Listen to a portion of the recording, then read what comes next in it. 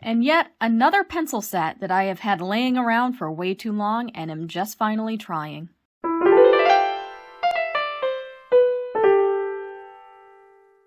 This video is not sponsored by any of the companies mentioned. Hi, Shanna Rowe Jackson here from Caution Artists at Play. Welcome back to my channel. Today I am going to be trying out the Caran Technalo set. These are water-soluble graphite pencils, and it also comes with a water brush. On the side here, you can see what it comes with. Typical Caran product, it should be very high quality. This is beat all to crap because I have had this laying around in my studio for a very long time in a pile of stuff that I need to review. I'm trying to catch up on my reviews, folks, in case you can't tell.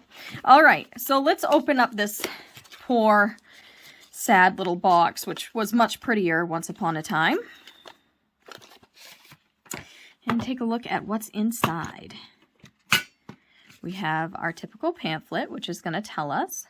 So the fun thing about this set is that it has the regular water-soluble pencils, which are part of their Technalo line, water-soluble graphite pencils. And then it also has some that are just lightly tinted. So let's take a look at the range here. I'm going to take a look at my regular water-soluble graphite pencils first. Ooh, they're beautiful. Nice octagonal barrel, pre-sharpened. Fantastic branding as always with a nice gold. We have the line written, the Technalo line. We have a water brush here, which is indicating that these are water soluble. Then Caran Swiss made. And then we have the line number, and then it also has the softness. So we have a 3B, a 6B, and a regular B. So these are all on the soft side of the spectrum. So when you are looking at graphite pencils, if you see the letter B, that indicates how soft something is. If you see the letter H, it indicates how hard the lead is. And so these ones are all on the soft side. Black barrel, gold writing, nice gold band, beautiful. Now let's take a look at these ones. So these ones have a different kind of branding. And they say right on them, RGB, which stands for red, green, and blue, which I learned from my good friend Harry over at the Art Gear Guide. I had seen his review, his blog. I haven't watched the video because I want my impressions to be my impressions, but after the debacle of last week when I had such a hard time finding the information on the pencils I was reviewing, I was like, I want to look up a little bit more about these. So these stand for R, like R is red, obviously, G is green, and B is blue. And you can tell by the barrel, just slightly colored. Not so colorful to make you think that it's a regular colored pencil, but colorful enough and a little bit on the like dusky side to kind of indicate that it's mixed with some sort of graphite. And I actually really love like that there's a bit of a shimmer. I don't know if you can see that to these barrels, which also indicates like a nice graphite kind of feel to it. And then the rest of it is basically the same kind of branding. You have that paintbrush, then you have Caran, you have Swiss made, and then it has the 779, which indicates that it's part of the Technalo line, but then you do have reorder numbers on these. So 575, 719, and 159 to indicate. And then on top of that, you turn it around and it actually has the color names in French and in English. So we have Carmen Lake, dark phthalocyanine green, and then Prussian blue. Very fun. There is no indication of light fast ratings on these, and I didn't see any indication online. I'll have to look and then get back to you on that. And then, of course, we have a nice water brush. I like this one because it actually has like the spot right here where you can squeeze the water. Some water brushes, they're like, we don't care if you're strong or not. You squeeze that plastic and do what you can do. Well, this one, they're like actually giving us the indication, hey, push here and water will come out. And if you don't know what a water brush is, it's very simple. It is a paintbrush that has an empty barrel, hollow barrel. You fill it with water, and when you're working with a water-based media, you can just squeeze, beep, beep, put some water down, and use it. And then it does have a little bit of padding in here. Typical tin, nothing too special about the tin with their branding. So yeah, let's see what we can create with these. I am a huge fan of the Derwent Graphitint pencils, which tend to be pretty vibrant for what they are. I don't expect these to necessarily be as vibrant, but I think really the main goal here is to just have a little dash of color when you're working with black and white. I think this would be a great set. I'm thinking it would be a great set to do like landscapes and nature with, given the colors and stuff. But yeah, so let's see what I come up with. I am so thankful for YouTube. I had no idea how to fill this water brush. I have had other water brushes, but I have no idea how to fill this one. So I looked it up, and this is a little different. Instead of just pouring water into it, like you would be able to for most, apparently you're supposed to stick it in some water and then suck it up. Let's see if it works.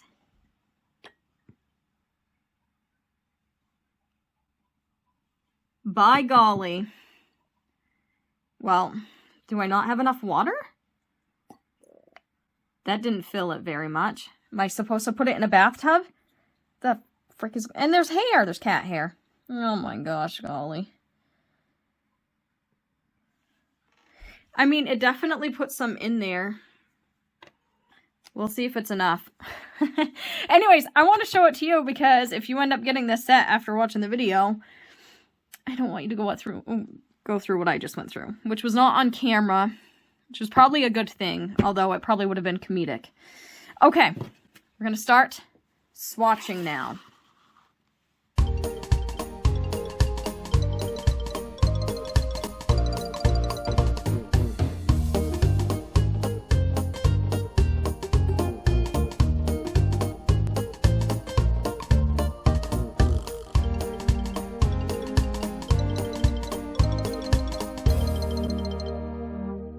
Okay, so far, oh, man, these are so smooth to lay down on the paper. So super smooth. Very exciting. The color is not, there's not a lot of color payout. Very, very subtle, which I think is going to actually have a beautiful effect in and of itself, because this, like the photo that I'm working for on this is actually really sunshiny, so it's going to be neat to see it kind of be gothic, really. I love the way these feel. I am using the Fluid Hot Press 100 watercolor paper, by the way, and they feel just mwah, chef's kiss on this paper. All right, so I'm going to start working on the project, and we will see how things go down. Okay, so the first thing that I did was I pulled out my Caran palette, which has a smooth side and a rough side, and the rough side is used for exactly this manner.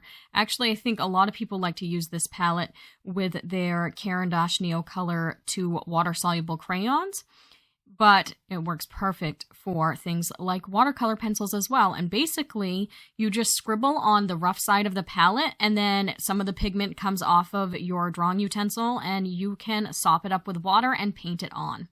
And I decided to do that method here because I wanted a really nice watercolory like background, and I knew that I wanted to be able to have it a little bit lighter and more washed out in the background so that I could get some more high contrast in the foreground on the blueberries and the rest of the blueberry plant. And I think it worked really well. Right off the bat, though, I did notice that these dry a lot lighter than they look when you first lay them down, which isn't really an issue. A lot of watercolor or water-soluble media does that, but it's a little bit frustrating at certain points because you may think that either A, you may think you went too dark, and so in that way it's kind of a relief when it lightens up, but also it's frustrating if you did want it to be dark and then it lightens up when it dries, and it's really hard to judge the values that way.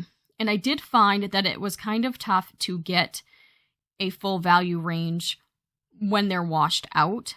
as opposed to if I were just blending them like regular graphite, because of the fact that it lightened so much after it had been washed out with water. So that's something to keep in mind with these. They do layer really well, though. You can layer washes and build up the darkness over time, though it does take a little bit to get there. But they layer without lifting below, and that was fantastic as well.